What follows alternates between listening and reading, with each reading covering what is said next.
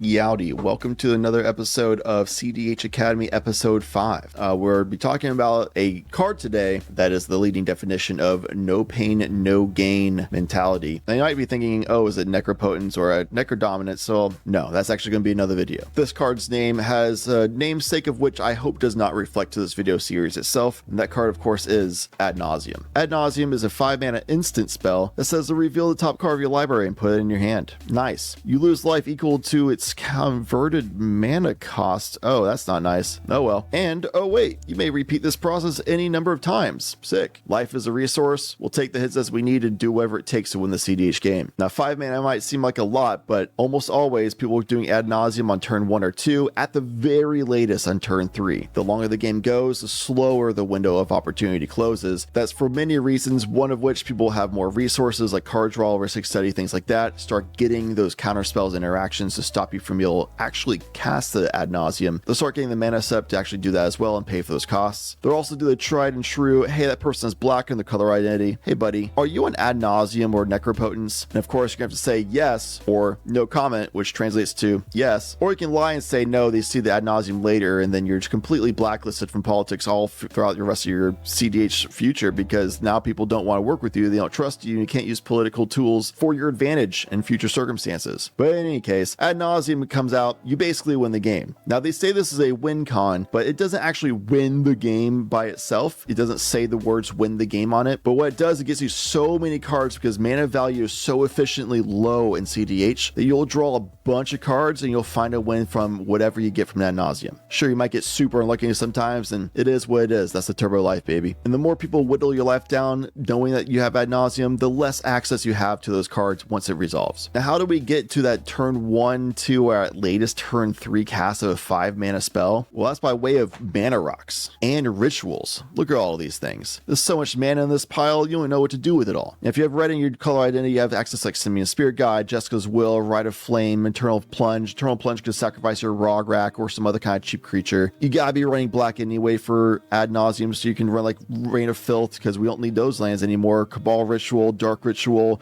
Cold in the Week to sacrifice that Rograk or whatever other cheap creature you have. All of these mana rocks are completely free or super cheap and can be run in any deck, but you're probably gonna be in black plus red plus maybe blue. And you especially want to be in blue because you want all of these counter spells and ways to actually protect yourself from people actually trying to stop your Ad Nauseam win, or after you resolved it, ways of securing the win after you resolve Ad Nauseam, even though at that point basically everybody on the table said they don't have interaction anymore. Now what do you do once you get all these cards? Well, you want to try to find a way of winning the game, one of which is the very classic method, and that is Thassa's Oracle alongside Titanic Pact of Demonic Consultation. How exactly you win with Thassa's Oracle, I cover another video, feel free to check that out. It's the full complete guide for ways of doing it, how to set it up, how it actually works, and ways of defending against it. This win con being the most compact win con as far as card numbers required as well as mana cost is a big part of why it's a premier win con for Ad Nauseam, because each of these cards are only 2 or 1 life when you see them. The other one line is through Underworld Breach by way of Lion's Eye Diamond and Brain Freeze combo, or Grinding Station should you either not have Brain Freeze yet, try to grind out until you get to it, or you're not doing a Grixis pile, you're doing like Rakdos plus something else, or just Rakdos. The guide through how you win through Underworld Breach is also another video that had on its own complete guide of how it actually works, how to set it up, ways to win through that line, and how to defend against it. Just to add to consistency, your deck should also have a bunch of tutors to either get the rituals or Ad Nauseam itself out from your opening hand, or to convert the cards you drew. Even if you drew the tutors, that basically means you drew one of your win cons as long as you have the mana to cast a tutor as well as that win con piece, which would be like the Breach line or Thassa's Oracle line. Now the premier deck you'd see this in the format with would be Rograk Silas, shortened to Rogsai. It's the Grixis shell of red, blue, and black to be able to do the Underworld Breach lines with Ad Nauseam as well as the Thoracle lines, things like that. Get those tutors, get those fast mana pieces, get all the protection, everything you need to go as fast as possible and as reliably as possible and as protected as possible quickly to get the Ad Nauseam win. Rograk is especially good with basically never casting Silas because you can turn on things like Mox Amber, Deflecting Swat, Fierce Guardianship, Dual Mode from Jessica's Will. You can sacrifice it for way more mana with Eternal Plunge or Calling the Weak, or you can use Flare of Duplication to copy a counter spell so it makes it harder for people to stop your Ad Nauseam, or you can duplicate a ritual spell to make yourself that little extra mana you need to cast the Ad Nauseam. With just 1 black mana source play, just that land for turn, you can just play your Mox Amber and Calling the Weak, sacrificing Rograk for 4 black mana, tapping the Mox Amber for a red before sacrificing him so you can float that red mana, and then you'll have the 5 mana to cast Ad Nauseam right away. It's a little Christmas landy, but there's a lot of ways of making a lot of mana in this deck. And every deck that doesn't run Rograk probably is going to have some ways of making fast mana, reliably doing all the things I explained earlier, so you can try to get the Ad Nauseam out as soon as possible. So if you see someone with Ad Nauseam just pass their turn with 2 or more mana up and do nothing else, then it's almost guaranteed that they're telegraphing that they're going to be casting Ad Nauseam on an end step right before the turn. Have a discussion with the table and be like, hey guys, do we have preparation for this? And try to make somebody else do the counterspell instead of you. Now the reason why you want to cast Ad Nauseam on the prior end step before your turn is because after you resolve Ad Nauseam and then it goes to your turn, you'll untap all your mana before your cleanup phase, so you have all those cards in hand as well as all of your mana refreshed and ready to use. Even if you did it all by rituals and you're just untapping that one land, that still is giving you that one extra mana to work with going into the next turn, that you can also play your second land that you've been drawing, 2 more mana guaranteed to then start going off with more rituals, more mana positive rocks, etc. to find your win. So